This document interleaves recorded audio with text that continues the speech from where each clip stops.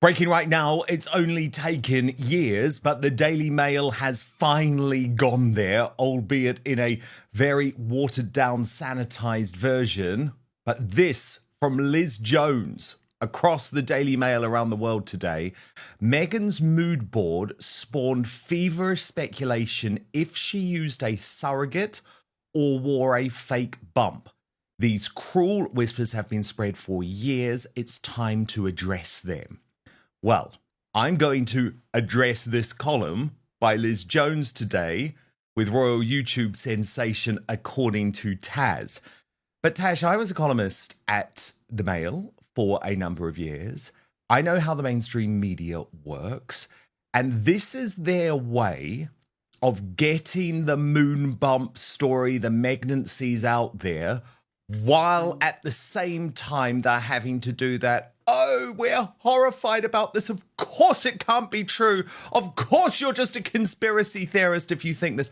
Well, okay, why is it top of your website then? Feels like a significant moment, Tash. What do you make of it? I think they're definitely adding fuel to the fire. These conspiracy theories have been going on for a long time.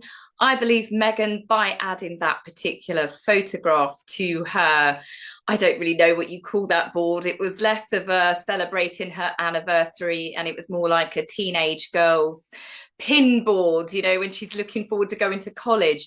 But the fact that she included that picture, it's of course drawn more speculation back to the fact that not many people believe that Meghan was pregnant and she used a surrogate. And the fact that there are more and more people, like you said, in the mainstream media doing the whole shock horror, how dare people say these things? I think you're exactly right. I think it is people beginning to actually be more public about the fact that it does generally point into the direction that Meghan had a surrogate with Harry. Yeah. Because what's so interesting is the sort of call to action, Tash, at the end of the article from Liz Jones, and we will go through it as I say, but it's to pressure Meghan and Harry to release a statement, to confirm. That's all I've been asking for a very long time. If you're not hiding anything, let's see the proof. Come clean. It is a case of saying that, isn't it? It's saying, come clean. If you've got nothing to hide, then, then what's the big deal? But the problem is they've built up so many. This is Harry and Meghan themselves, not the media, not the public, not people like, myself or yourself on social media. Harry and Meghan have stirred up so much stuff from the moment that the pregnancy was originally announced. Of course, there is lots of speculation, which I've always found so bizarre from Harry, because lots of cruel rumors went about his childhood, that King Charles is not his father. And, those rumors are still going strong now. And I can imagine that probably upset him. But because of all of the games that they played with the media over the secrecy of Archie's birth, the doctors not signing the certificate, not using the Queen's doctors, it has, of course, created, I would say, even a more dramatic storyline, because the more it became obvious that they weren't telling the truth and these stories were coming out, the more Harry and Meghan were saying, oh, we're being targeted, we're being trolled. But you started the controversy by playing all of the games. Dan Wootton doesn't hold back, and neither does Liz Jones. After years of silence, the Daily Mail finally published an article acknowledging public speculation that Meghan Markle may have faked her pregnancies or used a surrogate. The most shocking part? It wasn't buried in a sidebar. It was front-page fodder, wrapped in outrage but brimming with suggestion. They're not outright accusing her, but make no mistake, they are giving oxygen to the fire. Oh, they did. They did indeed. And the fact that it's Liz Jones who has written this column, she was previously a big ally of the Sussex squad, has turned a bit in recent months. It is interesting. So let's go through it, Tash. This is how the mainstream media works. It's like, okay, we want to cover the story, but at the same time, we've got to hedge our bets and we've got to talk about the other people who are covering the story as if they're terrible people. So Liz Jones writes, it has prompted suggestions that her decision to post that particular picture was not rooted in whimsy, but to quash the unfounded rumours that have swirled from the moment she announced she was pregnant with her elder child in 2018 that she is not a real mom. Yes, you read that correctly. Over the past 7 years, conspiracy theorists have claimed that she has never been pregnant and that she wore a moonbump, a prosthetic belly, to pretend that she was. Some have even gone so far as to claim she hired a surrogate to carry both Archie and Lilibet, or even that she has hired two tots to help sell jam and flour sprinkles. These ludicrous theories are of course utterly baseless, but instead of putting out the firestorm, Meghan's latest pregnancy shot has lit the blue touch paper. Self-proclaimed social media sleuths have claimed her bare bump is too shiny, far too high, transparent, and even suggested you can see the straps of a prosthetic belly. They claim that even the ultrasound picture doesn't wash, as there is no hospital name, reference number, date, or ID.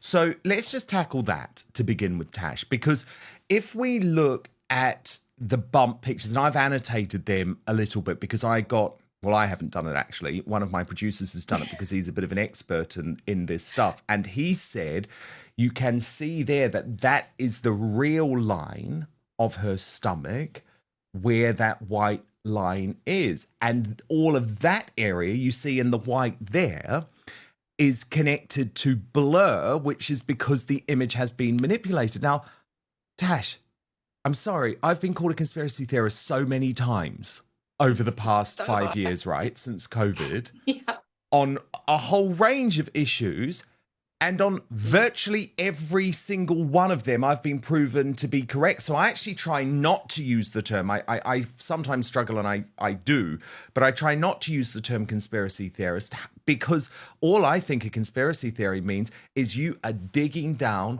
to reveal, to expose a cover-up that the mainstream media doesn't want to do. And if you look at some of the work that people like Lady Colin Campbell and Paula M have done, I mean, that a lot of this is rooted in real facts.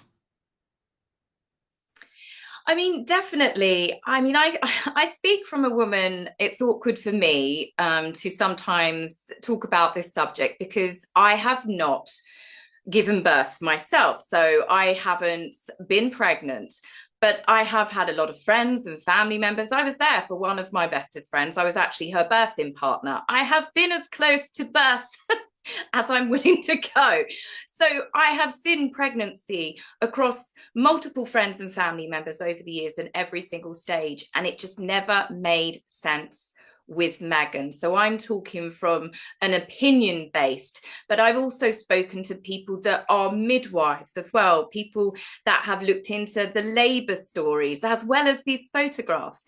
Dan, this picture is quite significant as well because this is the only one that I have ever seen of Meghan with a bare stomach. She's not wearing clothes covering it up. And that's why I think that she's deliberately done this to stir it up. It's also a very dark photograph, isn't it? It's almost like a shadow. It makes it easy to manipulate. And I honestly don't think that this is going to dispel any rumours whatsoever that she used a surrogate and that is a moon bump. But I'm torn whether this is Meghan deliberately stirring it up because she likes to stir things to get people to talk about it. But come on, this is Meghan that loves having her photograph taken. Do you not think if she honestly wouldn't have had her moments on the steps like Diana did, you know, she would have had pictures, photo shoots done like Demi Moore or even Beyonce when she was pregnant with the twins, covered in the flowers like they were the first women to ever experience pregnancy.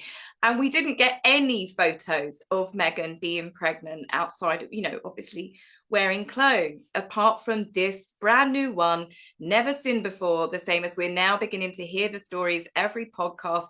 She's got a new pregnancy story with every single episode. And of course, none of it adds up to the previous stories that we've heard from Harry or Meghan, or even when we date back to the mainstream media newspapers and people like yourself that were covering it in real time. Well, yeah, because This is mainstream media trying to cover themselves, playing both sides of the truth. According2Taz makes it clear, Meghan's photo wasn't a tribute to motherhood, it was a PR trap. By including the now infamous bare bump photo in her mood board, she practically invited new waves of speculation. Why now? Why this photo? Why when Kate and William are dominating headlines with Time 100 honors? She's stirring the pot on purpose, according to Taz, and Dan agrees. This is the None of thing, it's Tash, Taz. before any of the Moonbump speculation reached Yeah. me, my reportage on all of this when I was executive editor of The Sun, and I got Buckingham Palace to respond on the record, was all about, I'm sorry, why did you lie to the world about the birth? Why did you lie about the timing of the birth? Why did you lie about the location of where you were? It was dodgy. Something stank. And you don't lie in a case like that unless there's something to hide. That's just the reality. And what I would argue is I would say the mainstream media haven't really done their job properly on this over the last sort of few years. But look, let's go on with what Liz Jones had to say. She wrote, personally, I think a montage of photos collated by a grown woman is mawkish. But to think that Meghan and by extension Harry has embarked on an elaborate heist is ludicrous. There is no way such deceitful act, which ridicules our royal family as well as the British people, could be pulled off. We helped pay for their wedding in 2018. We waved them on at royal visits. I had sympathy for Meghan when she revealed she had experienced suicidal thoughts in that Oprah Winfrey interview in 2021.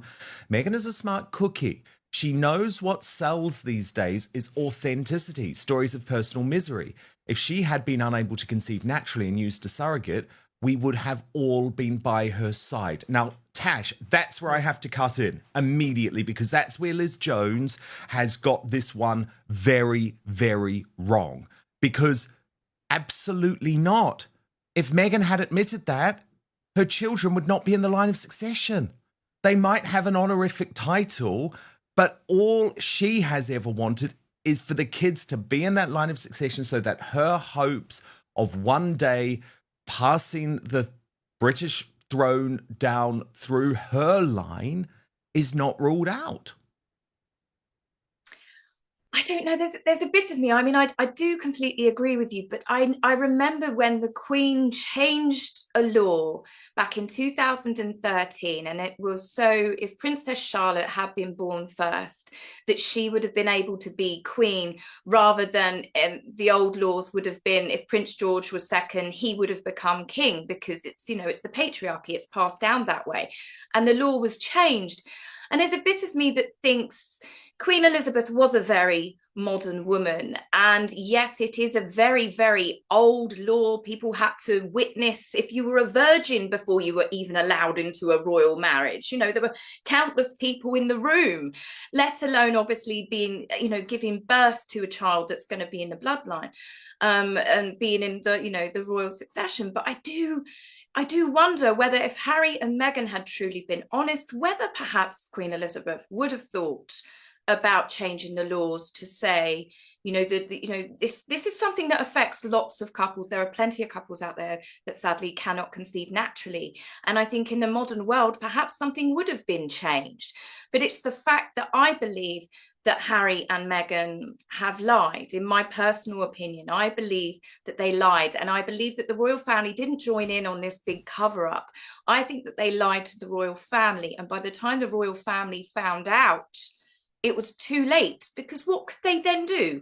Come out and say, well, actually, Harry and Meghan have lied. Could you imagine? Of course they wouldn't. And then they've had to go along with what I believe has been a bit of a lie. The media strategy is chaos bait, pure and simple. Let's rewind. The birth of Archie was shrouded in secrecy. No royal doctors. No clear timeline.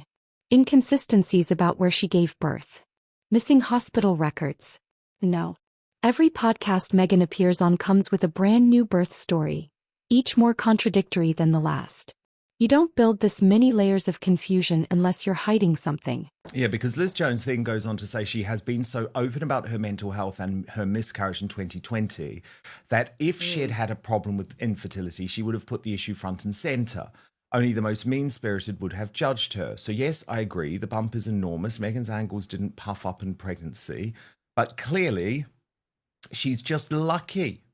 Maybe her Pilates sessions helped her to crouch effortlessly. Oh my goodness, I just imagine telling Lady Colin Campbell about that one. Now, Liz Jones goes on. As readers of my columns will know, I have not always been Meghan's most gushing advocate, but we must remember that she is a human being.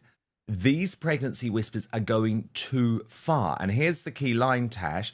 That is why I fear Harry and Meghan must be compelled to release a statement.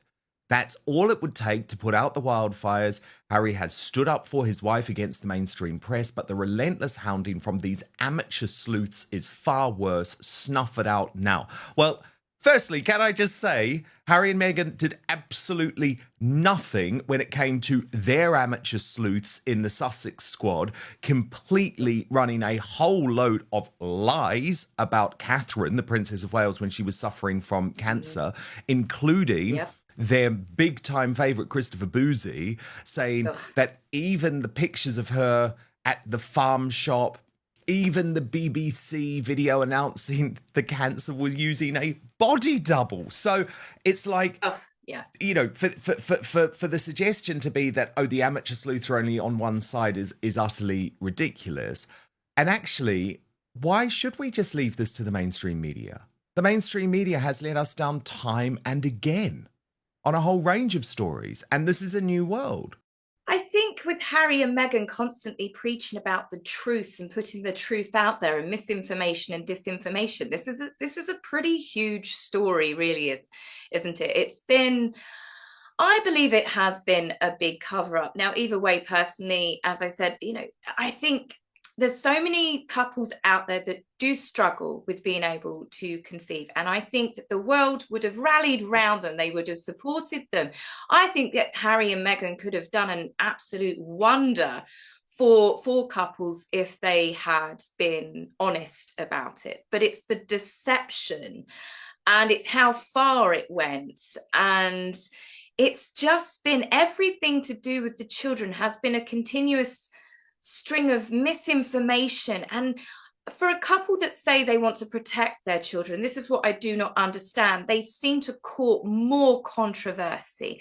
There's more whispers about the children than what there ever were about Harry, with Diana, you know, and James Hewitt being his father. And Harry and Meghan have actively courted all of this, from the silly games that they play with hiding them and photoshopping them, and then obviously with the birth, especially Archie, with, you know, that she did give birth, and then she'd given birth, what was it, several hours before, she'd had 2 epidurals, and then she was home within 2 hours, and now we've learned that she'd suffered from post you know, dangerous, what was it, the eclampsia. And I'm sorry, no woman after 2 epidurals is just walking out of hospital a couple of hours later, sent on her merry way. I believe even one of the stories that Harry said the cord had got stuck around baby Archie's neck as he said, "Push, my love, push." I mean, no doctor or midwife in their right mind would see a scenario like that and allow a husband to say to the wife, "Push, my love." It's every single story that's come out from both of their mouths has just created more of, like you said, I don't agree with the conspiracy, but it's raised a lot more questions. And Liz Jones, she's a real flag in the wind. I'll be honest, I didn't read the article because I don't read a lot of Liz Jones articles, because I'm like, oh, here we go. It's another sugary, sweet Sussex Squad style. So that's actually quite shocking, but I do agree with you. It is a way that I think you are beginning to see people in the mainstream media saying, come on, if you've got nothing to hide, just be honest. Put a statement out there. But then even if they did put a statement out there, who's going to believe anything that comes out of their mouths these days? Here's what makes this theory more than tabloid fodder. Line of succession laws. If Meghan and Harry used a surrogate and lied about it, then Archie and Lilibet are not in the royal line by birthright. That's why Dan argues they would never admit it. Because it's not just about privacy, it's about power, titles, and legacy. The stakes are monumental. Very true. Now, you mentioned a little bit earlier, Tash, about how Meghan is constantly finding ways at the moment to speak about her pregnancy. And she did so again this week. Listen. Yeah. One thing about, I will say for myself, like, especially when they're babies. And yes, the crying, before I was a mom, and I've always wanted to be a mom. Before I was a mom, I was like, oh gosh, I'm going to give a speech with a baby on my hip. I had a whole vision. I was like, I'm just going to, and then you fast forward, granted, I had a lot of external things happening by the time I had both pregnancies and both babies, but it was not the way I envisioned it. Both pregnancies, both babies. She's really hammering home the point, isn't she? She is, she is. And did you notice there was that millisecond of like, when I had both babies, that's what it was that I had. There's almost a pause there with that. But these stories coming out now with every podcast that she's doing. Harry and Meghan have had every opportunity to talk in interviews and previous podcasts and on Oprah and any other time that Harry and Meghan have done their cutesy stories. We've heard every single intimate detail, things that I wish that I could pour bleach in my ears for, about Harry peeing himself before he went on a date with Meghan, and just all sorts of gross things that they have definitely overshared.